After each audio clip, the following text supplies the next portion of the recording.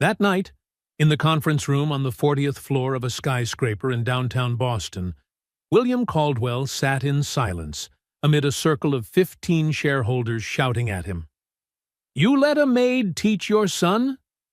Do you have any idea how that makes the entire corporation look?" The cold fluorescent light poured down on the face of the 42-year-old man, an investor once feared by Wall Street. Outside the glass wall, the city of Boston sparkled like a sky full of stars. But none of those stars mattered to him anymore. William looked at each angry face around the table. Then he smiled, a smile that 3 years ago, back when he was still the man he used to be, he could never have managed. "You want to know the truth?" His voice was low, slow, but steady as stone. "That woman taught my son something all my money could never buy. And if I had to choose between every one of you here, or the 7-year-old boy learning what it means to be a decent human being..." William rose to his feet, buttoned his suit jacket. "Then I choose my son, and I choose her." The room suddenly fell silent. No one said another word. Only the ticking clock remained, and the breathing of a man who had truly changed. But to understand how a man once so cold and unyielding as William Caldwell could utter those words, we have to turn back time, 3 years earlier, to an autumn afternoon in Beacon Hill, and to that fateful moment when a billionaire walked through his own front door, only to discover a truth that would keep him awake for many nights to come. This story is not only the journey of a man learning how to love again, but also the story of a woman who had lost everything, yet still chose to give. If you believe that kindness can change an entire life, hit subscribe and join me through the rest of this story, because you won't want to miss what happens next. And now, are you ready to find out what really happened on that autumn afternoon? An autumn afternoon in Boston. Crimson maple leaves drifted gently down Beacon Hill, covering the cobblestone sidewalks with a golden-orange carpet shimmering under the sunlight. William Caldwell steered his black Audi into the garage of his old stone mansion at exactly 3 o'clock in the afternoon, 4 hours earlier than usual. The meeting in Manhattan had just been cancelled. He was exhausted, his mind heavy and dull, longing only for a glass of whiskey and absolute silence. But as he stepped through the heavy oak door, what he heard wasn't silence. It was the voice of a woman, clear, warm, brimming with life. "Ethan, pay attention. Pi isn't just 3.14. It's an endless dance, the secret behind every circle in this world. From a bicycle wheel, to the moon, even to the planet we live on." William froze in the hallway. His Italian leather shoes made no sound on the thick Persian rug. He turned his head toward the living room, and in that moment, he couldn't believe his eyes. In front of a large whiteboard, the very one he'd bought for Ethan last year but had never seen his son touch, his housekeeper, Lucia Rivera, was standing there holding a green marker. Across the board stretched numbers and mathematical symbols written in neat, graceful strokes. Almost beautiful. The formula for the area of a circle, diameter, radius. Concepts William only vaguely remembered from his days at MIT more than 20 years ago. And seated across from her, in a leather armchair twice his size, was Ethan, his 7-year-old son. The boy who, for the past 2 years since his mother's death, seemed to have lost all joy. The child psychologists said he was withdrawn. The child William himself hadn't known how to talk to. But now, Ethan was smiling. He was asking questions. He was alive. "Miss Lucia, if I know the diameter of the moon, can I figure out..." How many basketballs it's as big as? Lucia laughed. A gentle, genuine laugh. Of course. You're very smart. Let's figure that out together. But before we do, can I ask you something? Why do you want to know that? Ethan paused, then softly answered, Because my mom used to say she'd always be on the moon watching me. I want to know. She's in a really big place, right? The air in the room seemed to freeze. Lucia knelt down, looking straight into the boy's eyes. Her voice was soft, but every word firm and full of feeling. Your mom is in a place bigger than any number I could ever teach you, Ethan. But you know what? Every time you learn something new, every time you laugh or get curious, she feels it. Because a mother's love, it has no formula.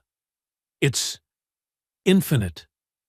William felt something tighten in his chest. How long had it been since he last held his son? How long? Since he mentioned the boy's mother? How long had he been running from pain, burying himself in work, in spreadsheets and cold screens? Lucia stood up and continued teaching, still unaware that he was standing there. But William couldn't look away. Not because of the numbers on the board, but because of Ethan's eyes as he looked at Lucia. The eyes of a child who had just found hope. And in William's mind, a question echoed, sharp and aching. Who is this woman? And how could she do something that I, his own father, never could? William stepped back, then another step. His leather shoes finally touched the wooden floor, making a faint sound. Lucia turned in surprise. Her brown eyes widened. Mr. Caldwell, I didn't expect you home so soon. William said nothing. He only looked around the room he had lived in for 3 years, and suddenly realized that, for the first time, he was truly home. Do you think William will be angry? Or will he begin to recognize the gift fate quietly placed before him? Lucia Rivera gently set the marker down on the table. Her hands hurriedly wiped against the white apron. Her face flushed, not from embarrassment, but from fear. The fear of someone who had just crossed the boundary of her duty. I'm sorry, sir. I was cleaning the room when I saw Master Ethan sitting alone by the window. He asked me about math. I didn't think that. William raised his hand, signaling her to stop. His voice was deep, brief, but not cold. How long have you been teaching my son? The room fell suddenly silent. Ethan looked up. His clear blue eyes, just like his mother's, shimmered with worry. Dad, please don't be mad at Miss Lucia. I was the one who asked her to teach me. She's really smart, Dad. She even knows how to calculate the area of the moon. William looked at his son, surprised by the tone of the boy's voice. Ethan rarely spoke much, and even more rarely defended anyone, especially in front of him. He turned back to Lucia, his voice lower now, softer. I'll ask again. How long have you been teaching him? Lucia swallowed hard, then answered quietly, About 3 months, sir. 3 months. 3 months had passed right inside his own home, and he hadn't known.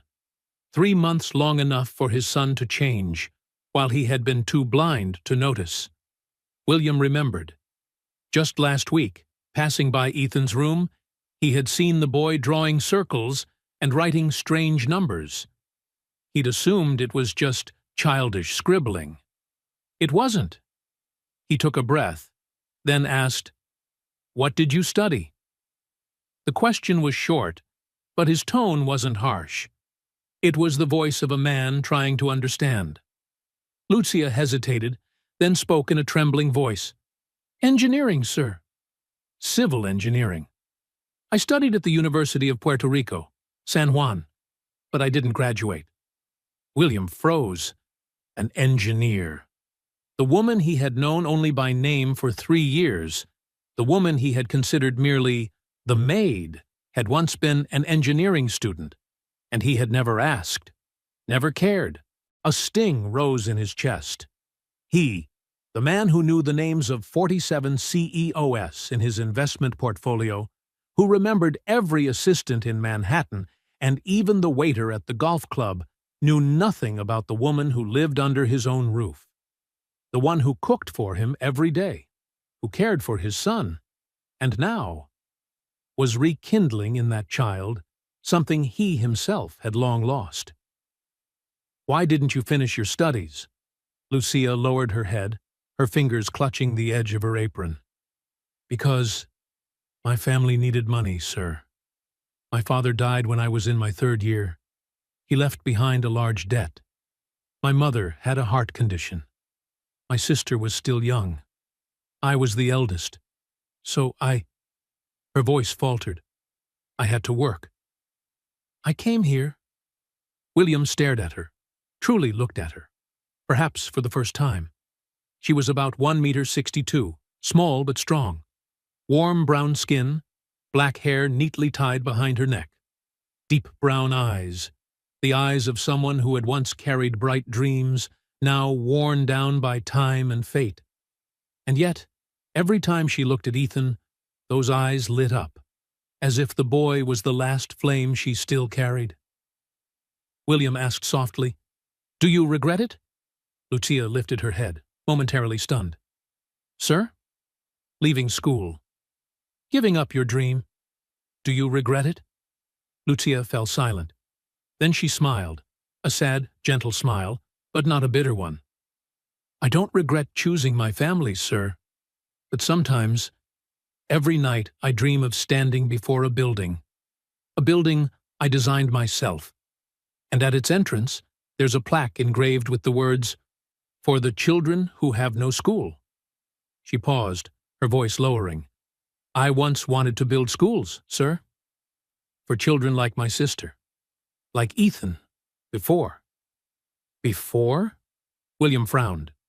Lucia nodded, glancing at Ethan with a tender look. "Before I started teaching, he used to sit by the window for hours, not playing, not smiling, like a child waiting for something that would never return." William felt his heart tighten. He knew what Ethan had been waiting for his mother. And deeper still, waiting for him, the father too busy to see his own son drifting away. Lucia lowered her head, her voice fading. "If you don't want me to teach him any more, I'll stop, sir.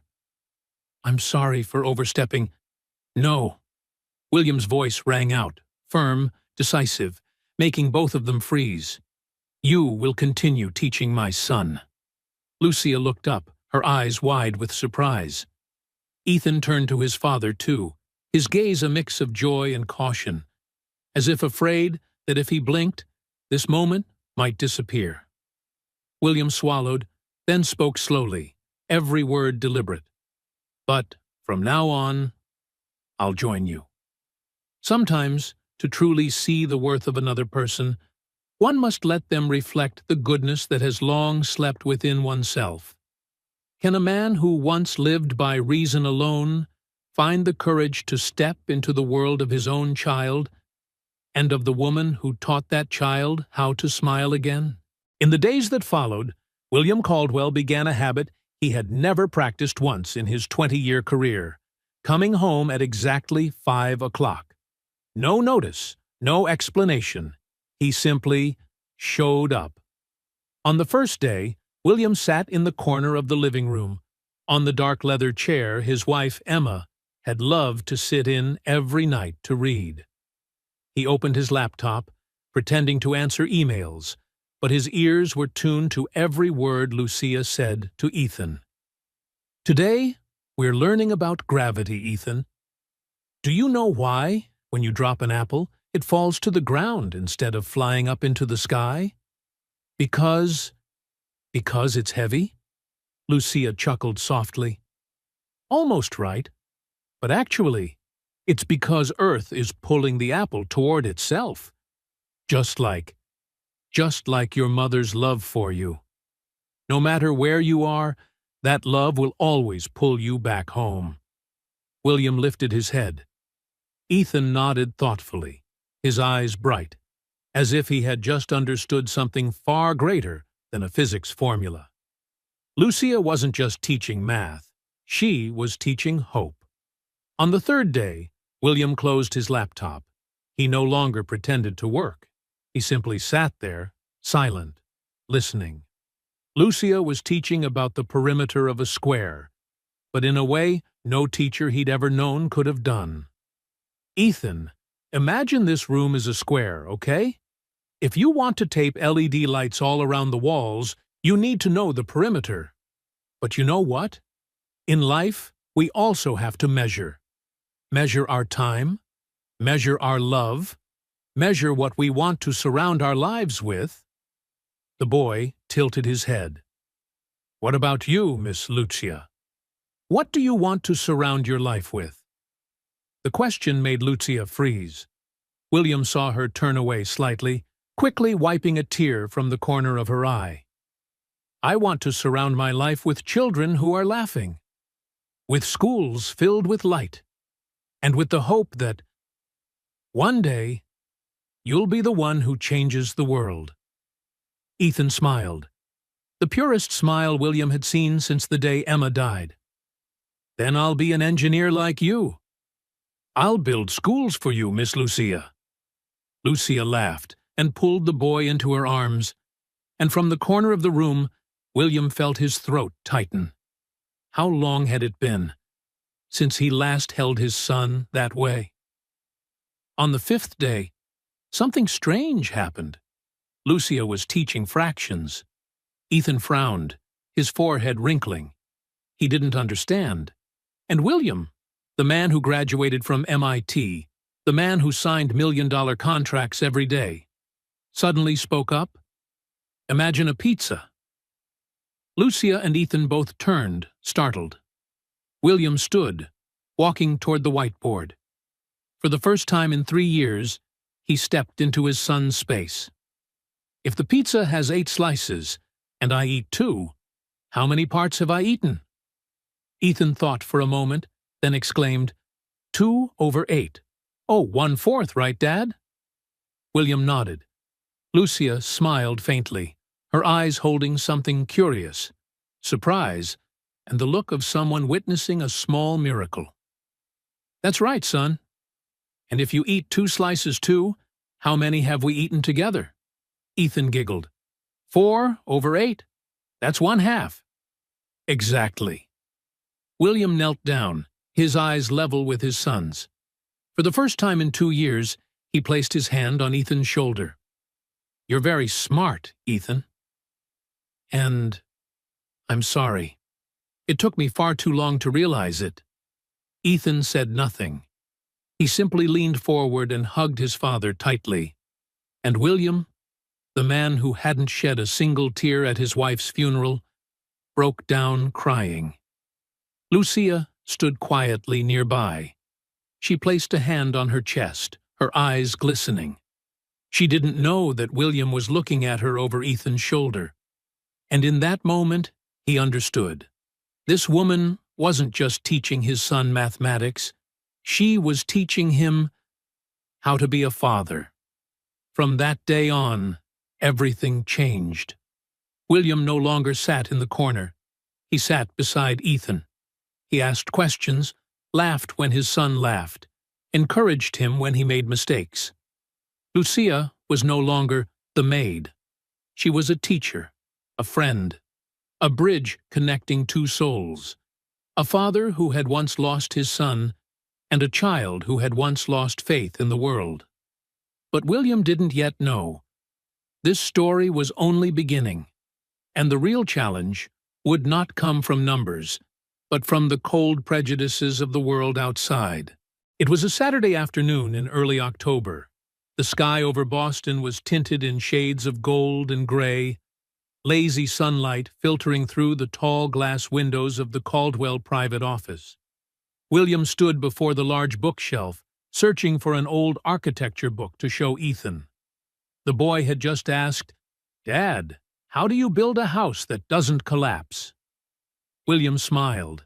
That innocent question reminded him of himself at 7. Once looking at the world with the same wonder. He pulled a thick book from the shelf. And then, something small and heavy fell to the floor. A dark brown leather notebook. Old, the corners frayed, its pages curled, the string tie nearly torn. William bent down and picked it up. There was no name on the cover. He opened it. And in that instant, his heart skipped. The pages were filled with handwriting in Spanish. Soft, careful strokes, each line carrying a quiet sorrow. William wasn't fluent in Spanish, but he recognized a few words. Sueños, dreams, mamá, mother, sacrificio, sacrifice. Between the written lines were math problems, sketches of bridges, drawings of foundations, and notes on structural formulas, the records of a passionate engineer. And on the very last page, one line stood out in English, as if written as a message to herself. If I cannot build a school for myself, I will become the school for others. My dream is not dead. It has simply changed its form. Beneath it, a date, June 15th, 2019. The day Lucia came to America. William sank into his chair. The notebook trembled in his hands. She had left it behind. Perhaps during cleaning. Perhaps long ago. And maybe she hadn't looked for it. Not because she didn't know where it was, but because it hurt too much to see it again. That night, after Ethan had fallen fast asleep, William stopped before a door on the 3rd floor. A small room he hadn't entered once in 3 years. He knocked softly. "Miss Lucia, may I speak with you for a moment?" The door opened. Lucia appeared, wearing a simple gray sweater, her hair loose around her shoulders. Her face reflected surprise mixed with unease. "What is it, Mr. Caldwell?" William held out the notebook. Lucia saw it, and her face went pale. You found it." "I'm sorry," William said quietly. "I didn't mean to invade your privacy." It fell when I pulled out a book. Lucia's hands trembled as she took it back, pressing it tightly against her chest, as if holding a lost piece of her soul. "I thought I had lost it long ago." William said nothing. Then he saw a tear slide down her cheek. "Would you tell me about it?" His voice was gentle, no longer carrying the tone of an employer.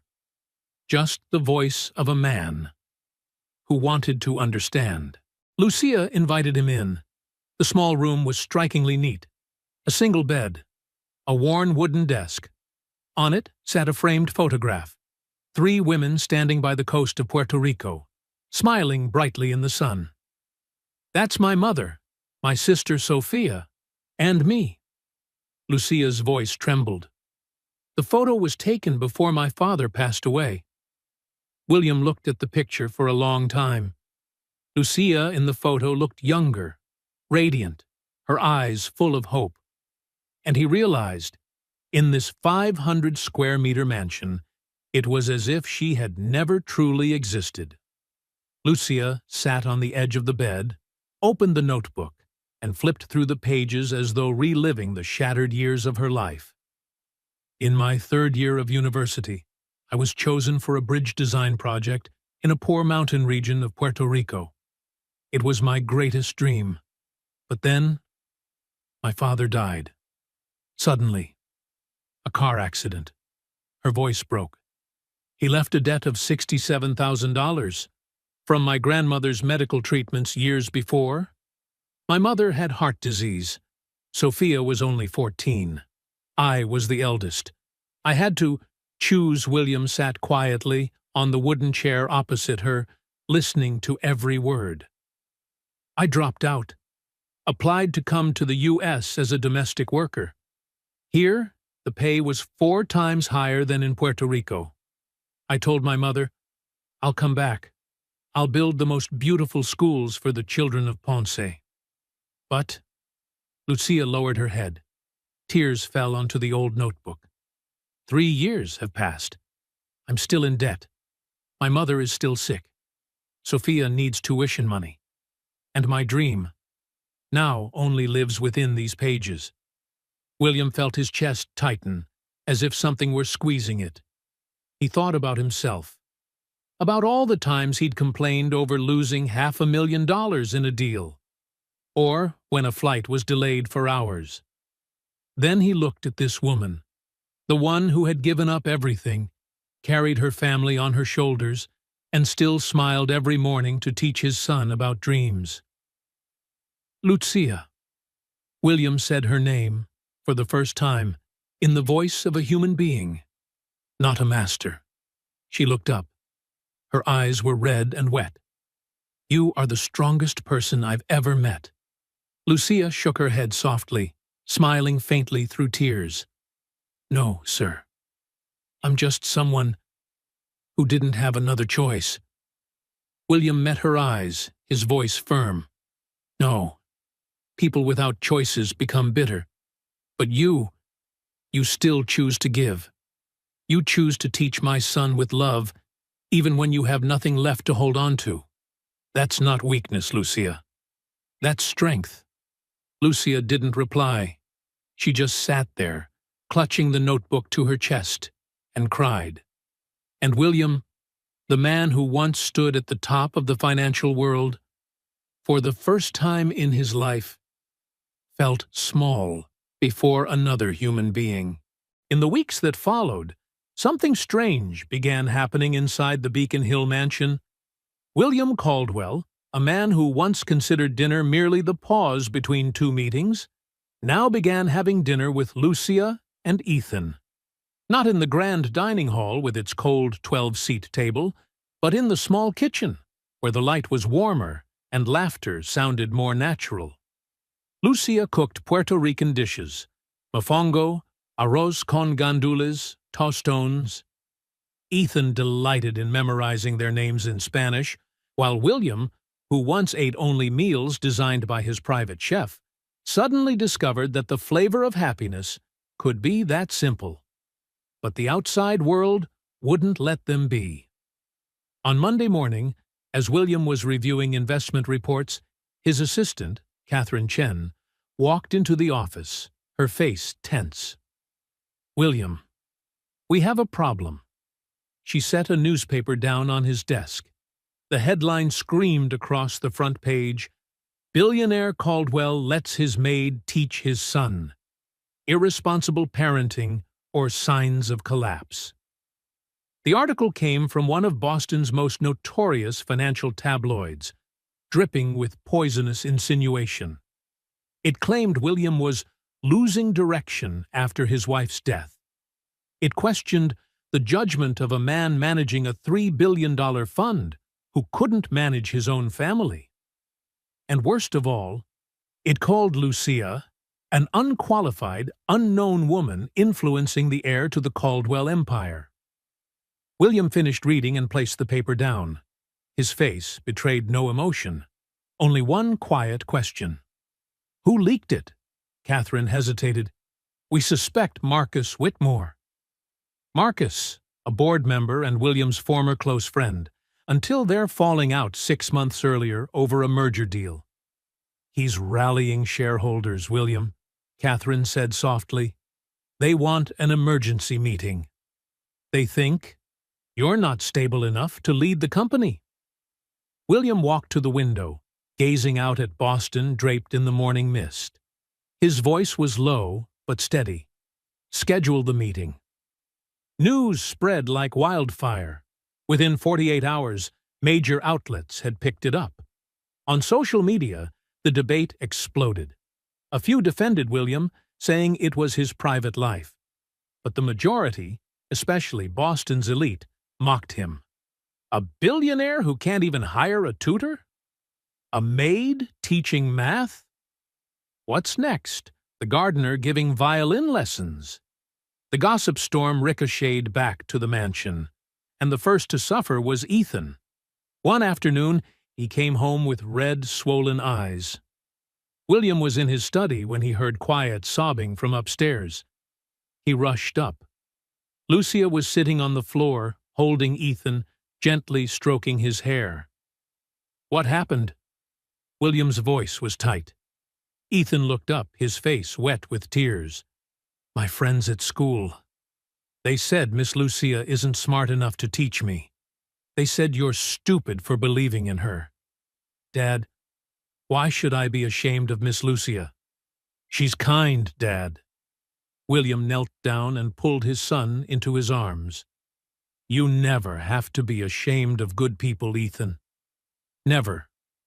But when he looked up, he saw Lucia. Her eyes reflected both pain and guilt, as if she herself were to blame for making the child cry. That night, after Ethan had fallen asleep, Lucia came to William's study. The room glowed softly with light from the fireplace.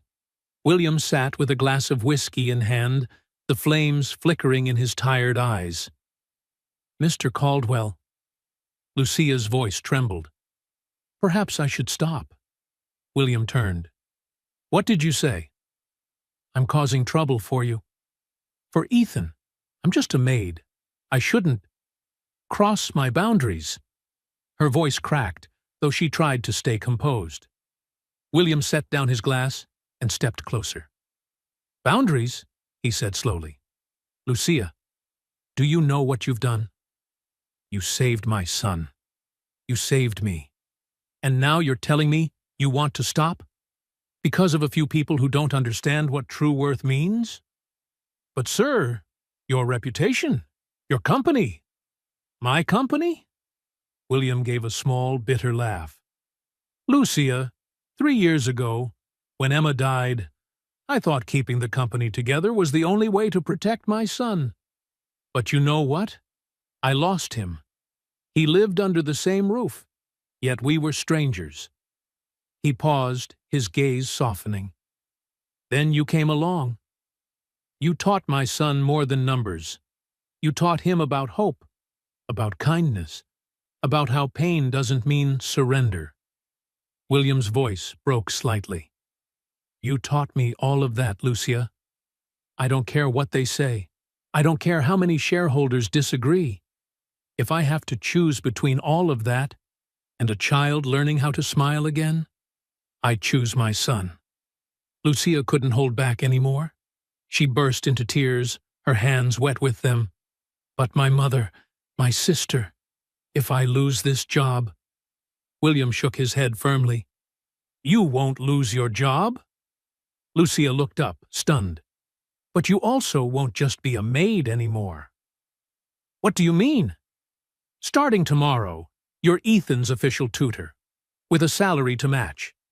And I will stand before the board, before all of Boston, and tell them, this is the best woman my family has ever known." Lucia shook her head, wiping her tears.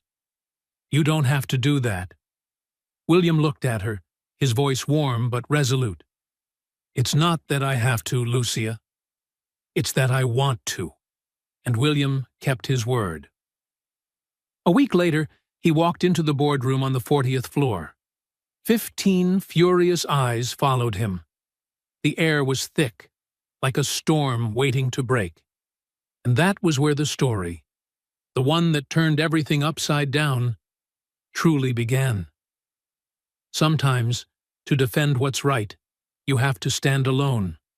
But sometimes, one person standing up is enough to change how the world sees the true worth of a human being. The boardroom on the 40th floor was bathed in cold fluorescent light. Beyond the glass walls, the city of Boston stretched out like a vast chessboard of power. But inside this room, power was being challenged. Marcus Whitmore, silver hair neatly combed, tailored Armani suit, eyes sharp as blades, sat at the head of the table opposite William. On either side of him were 14 members of the board and major shareholders, people who had once called William a financial genius. "William," Marcus began, his voice low, cold, and precise, like an indictment. We're not here today to attack you personally. But we have a responsibility to this fund, to the $3 billion in assets, and to the hundreds of families who trust us. He paused, looking around, letting each word drop heavily into the thick air. And when the head of this fund begins behaving questionably in his personal life, we have the right to ask, are you still in the right state of mind to make sound decisions for this company? Tension spread across the room like a current of ice. An older woman spoke up, Eleanor Hastings, 68, a shareholder from the founding generation. William, I know you're grieving after losing Emma. We all care for you, but allowing a woman without a teaching degree, without a full background check, to educate your son, that truly shows poor judgment. Marcus seized the moment, his voice cutting sharper.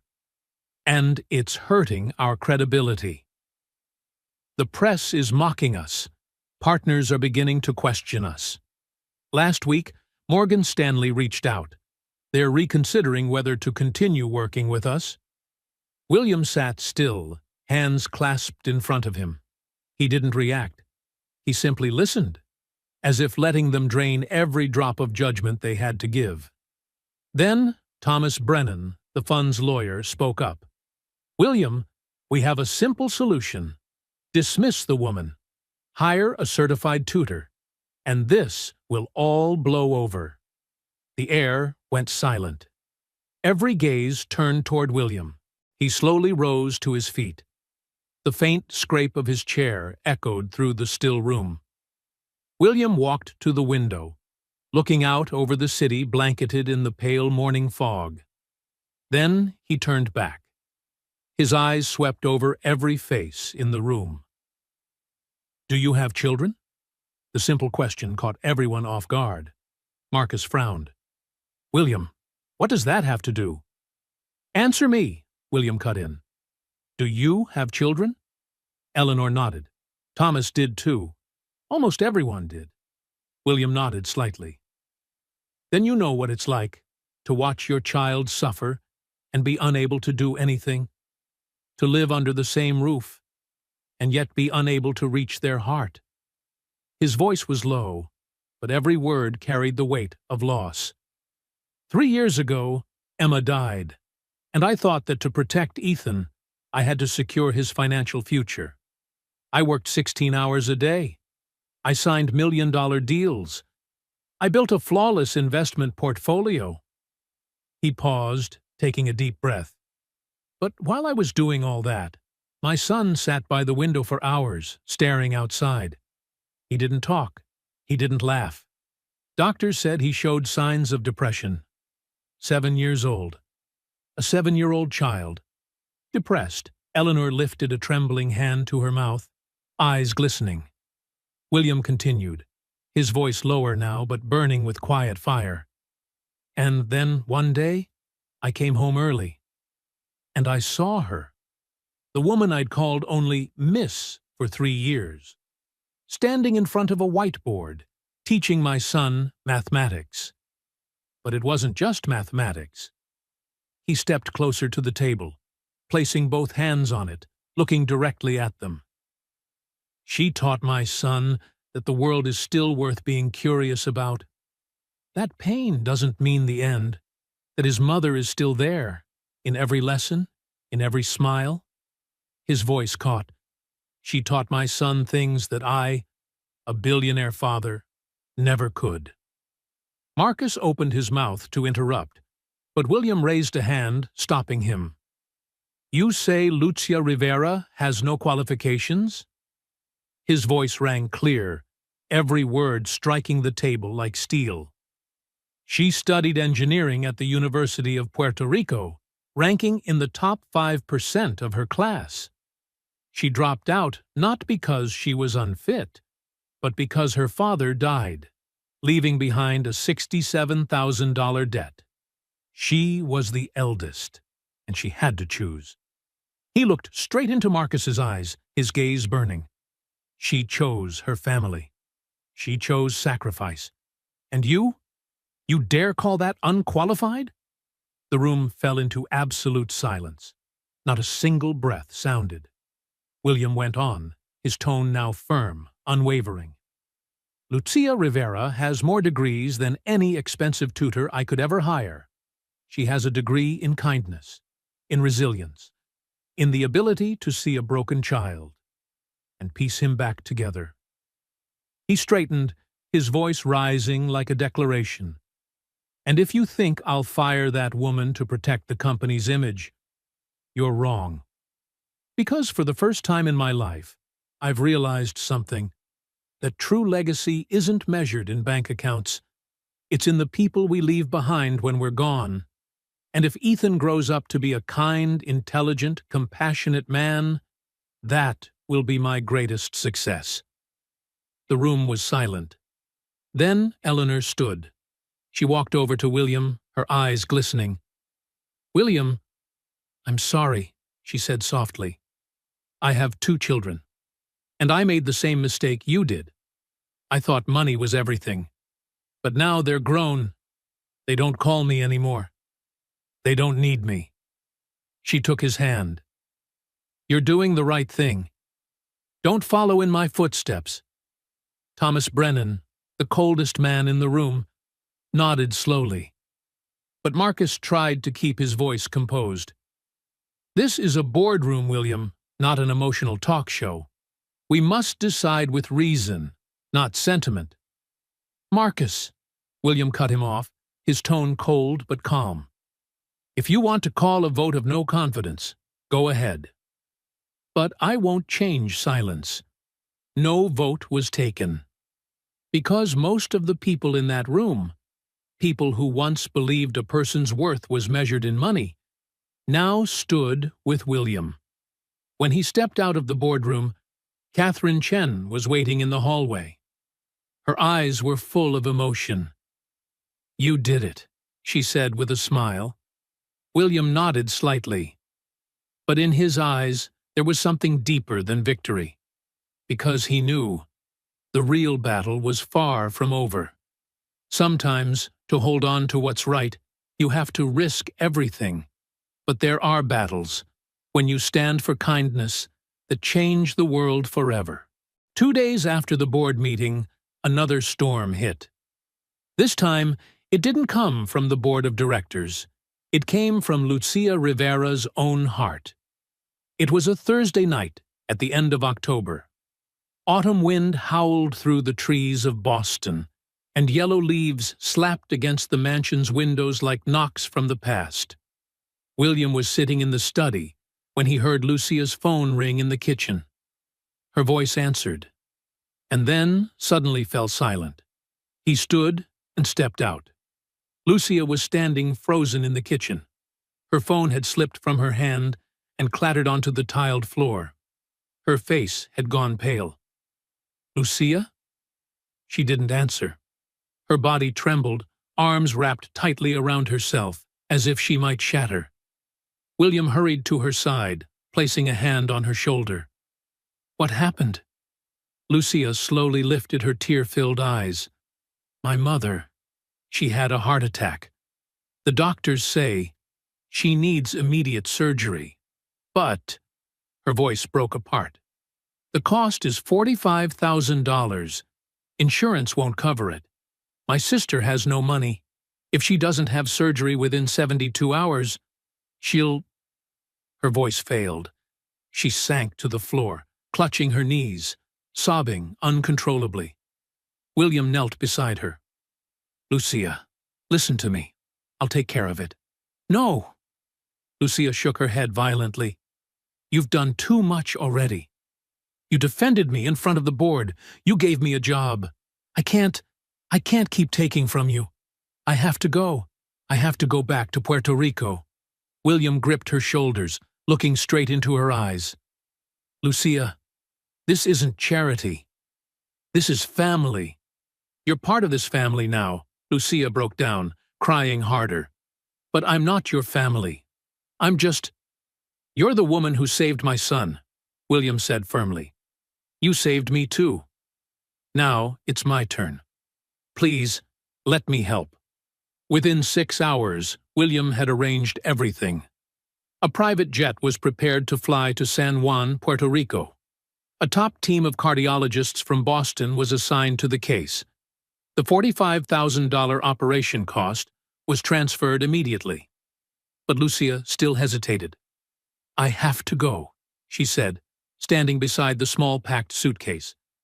"But if I go, who will teach Ethan?" William placed a hand on her shoulder. "I will." "You've already taught me how." Lucia looked at him, her eyes red and swollen. "What if I can't come back?" The question stopped William cold. What was she afraid of? Being held back home? That he'd find someone else to replace her? Or that everything in Beacon Hill, Ethan, Boston, this newfound warmth, had been just a dream she was now forced to wake from? "Lucia." William took both her hands and looked deep into her eyes. "You will come back. Because we need you. Ethan needs you. And I—" He stopped. For the first time he realized what he had never dared to admit. "I need you too." Lucia's flight left at 11 that night. William stood on the tarmac of the private airfield, watching the jet lift off and vanish into the black sky. When he returned to the mansion, the house felt colder than ever. Ethan was asleep. On the boy's pillow, William found a small piece of paper, the uneven handwriting of a child. "Miss Lucia, I prayed for your grandma. I'll study hard, and I'll wait for you to come back. I love you." William held the note and sank into a chair. And for the first time in years, he prayed. Not for a deal. Not for the company. Not for his reputation. But for a woman flying home. A woman who had changed his life. 3 days passed. Every night, Lucia called. Her voice was tired but laced with hope. The surgery was a success. Her mother was recovering. But there was something in her tone that sounded farther away each time. On the 4th night, Lucia called again. William could hear the wind and waves in the background. "Where are you?" "The beach at Ponce," she said softly. "Where I grew up." "I'm watching the sunset. Is it beautiful?" "Very. But—" She fell silent. "But what?" "I just keep thinking about Ethan. Wondering if he's doing his homework, if he misses me." William smiled, though she couldn't see it. "Ethan writes to you every day. He leaves the letters on my desk, makes me read them before we send them." Lucia laughed, a warm, quiet laugh. "That boy is the greatest gift I've ever received." "Lucia," William hesitated, then spoke honestly. "When are you coming back?" Lucia was silent for a long while. "Do you want me to come back?" "Yes, very much. For Ethan?" William looked out the window. Boston's lights shimmered against the night sky. "Not just for Ethan." That night, William didn't sleep. He sat in Ethan's room, watching his son sleep. Then he climbed to the 3rd floor, into Lucia's small room. Everything was still there. The brown leather notebook on the desk, the photo of 3 women on the beach. And he realized the 500-square-meter mansion filled with expensive furniture had never been a home until Lucia came. The next morning, William's phone lit up with a message from Lucia. "My sister wants me to stay. My mother needs me. But my heart is in Boston." William stared at the words, and he knew exactly what he had to do. William Caldwell had never been a man of impulse.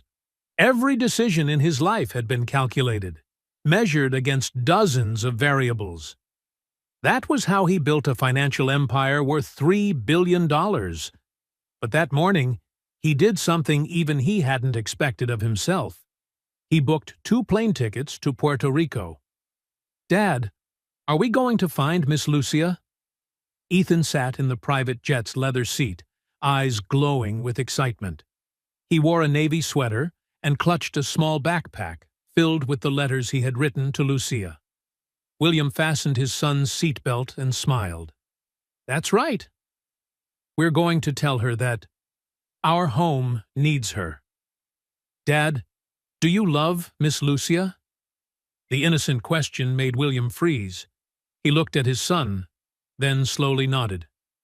"I respect her, and I'm grateful to her, because she gave me something I thought I'd lost forever." "What's that?" "You." William gently brushed Ethan's hair.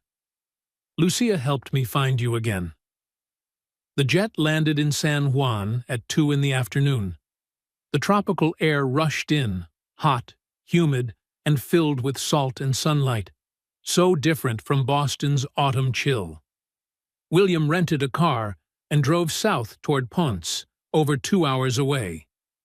Ethan sat in the back seat, his face pressed to the window, amazed by the brightly painted houses, the tall coconut trees, the children playing soccer on dusty streets. "Dad, this place is so pretty. Is this where Miss Lucia grew up?" "Yes, it is."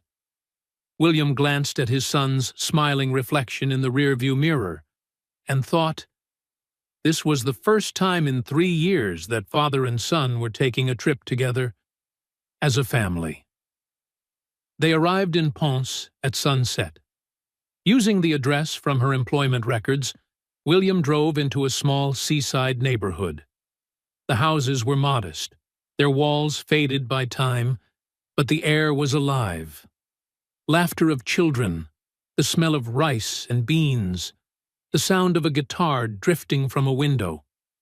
At the end of the street stood a small light blue house, shaded by an old mango tree, and on the wooden rocking chair on the porch, Lucia sat there.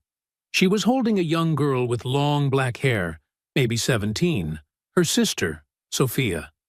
The two were laughing softly in Spanish, their voices blending with the rhythm of the ocean breeze. William stopped the car.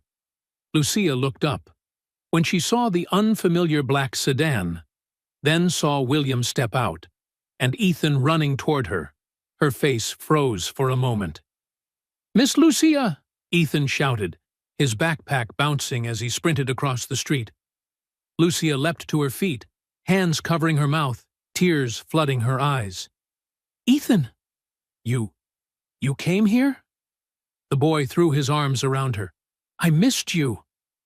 "I waited for you to come back, but you didn't. So Dad said, 'We're coming to find you.'" Lucia held him tightly, sobbing too hard to speak. Sophia stood beside them, eyes glistening as she wiped her tears. William walked forward, slowly, quietly. He stopped a few steps away, watching, the boy holding the woman as if she were his mother. Lucia looked up through her tears. "Mr. Caldwell, why did you—" "I came to tell you something," William said, his voice low but warm. He stepped closer, eyes meeting hers.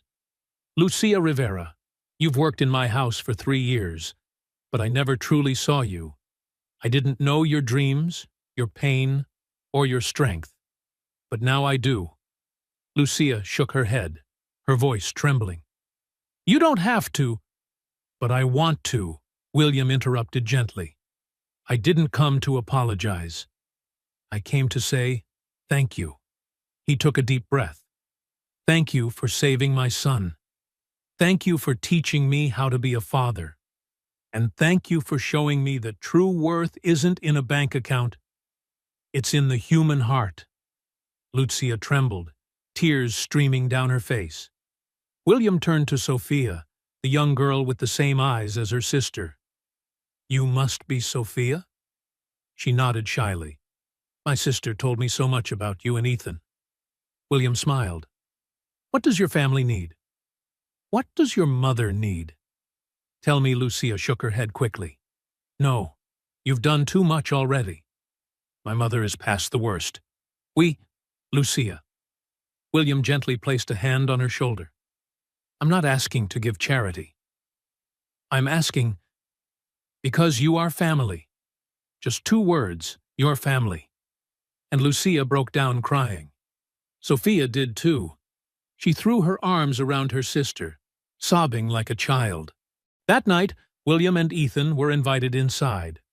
The house was small, perhaps no larger than the living room of the Beacon Hill mansion, but it radiated warmth.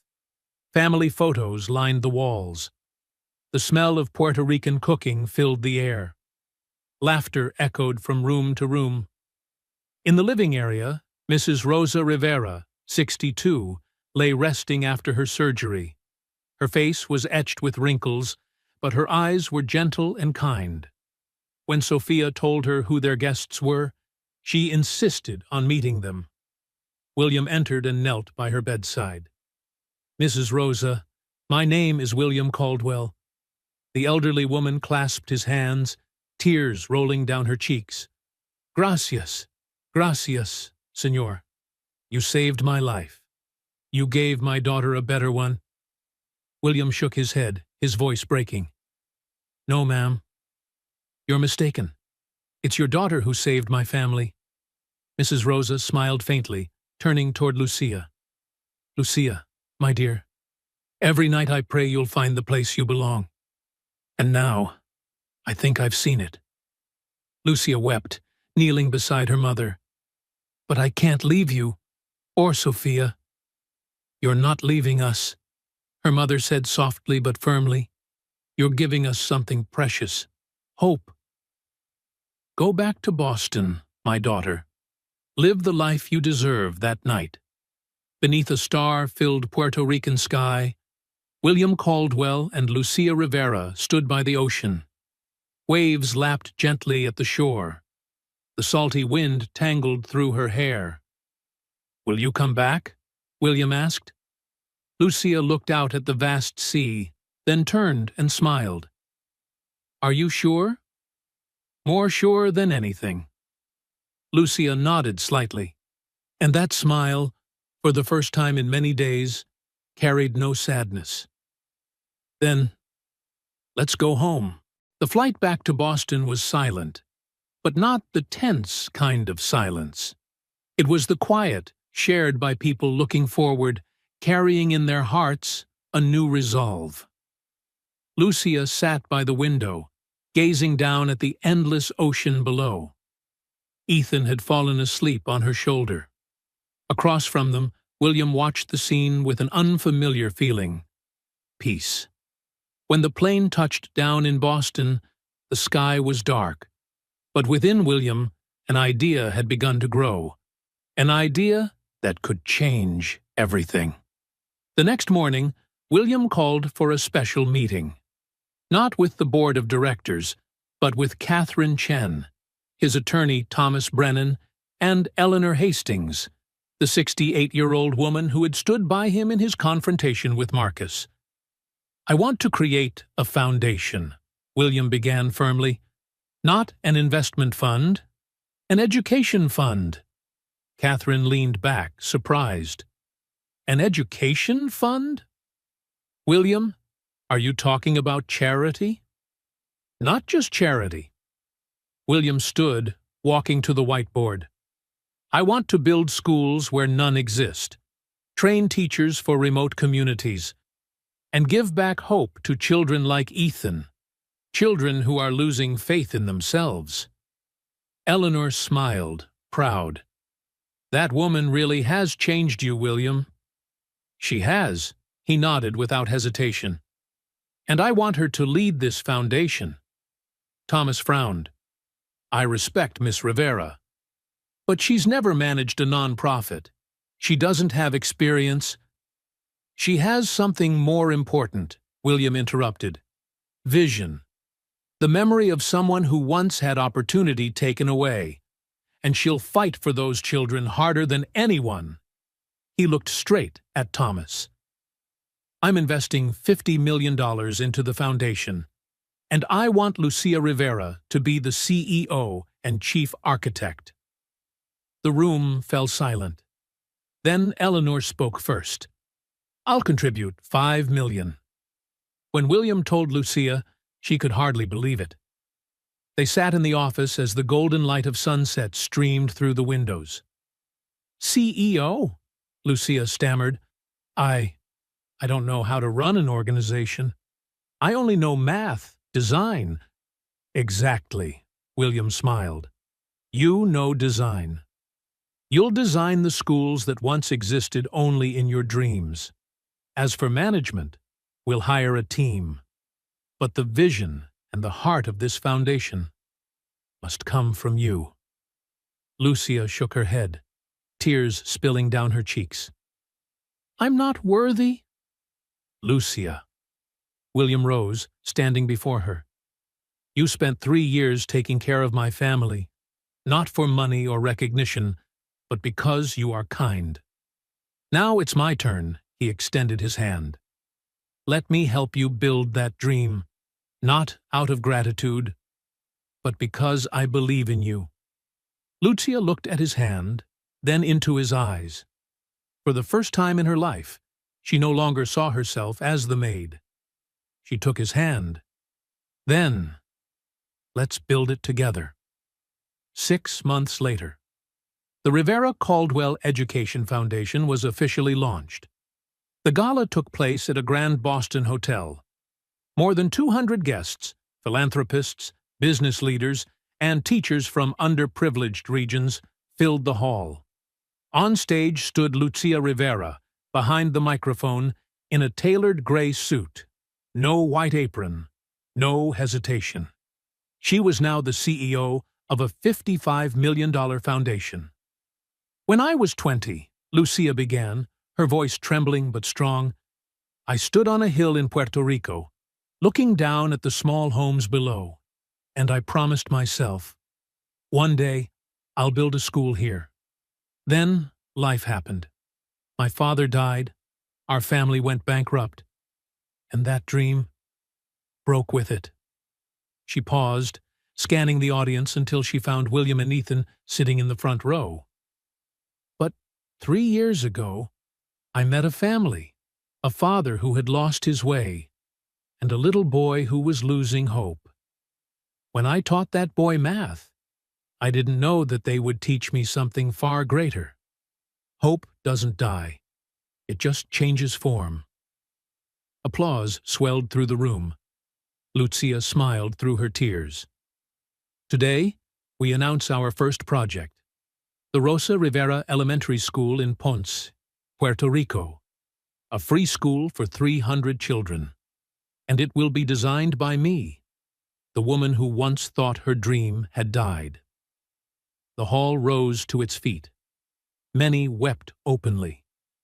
William watched Lucia, radiant, confident, and realized that this pride was something money could never buy.